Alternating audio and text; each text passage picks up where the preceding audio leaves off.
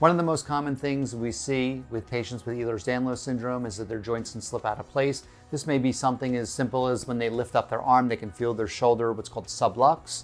And often the traditional remedy for this is surgery.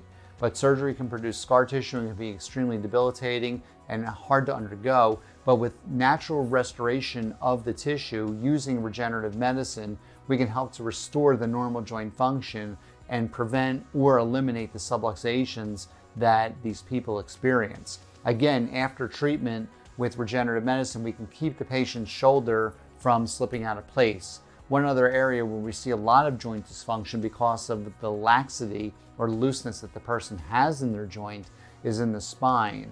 And when we restore the spinal joints using things like prolotherapy, PRP, and stem cell procedures, we can help to rebuild the loose, damaged joints, make them strong, and help to reduce or eliminate the patient's pain.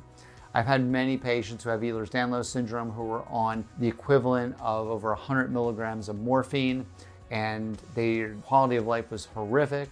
But after restoration of their body, using these procedures, we were able to get many of these patients off of their chronic pain medicines because we actually fixed what's wrong.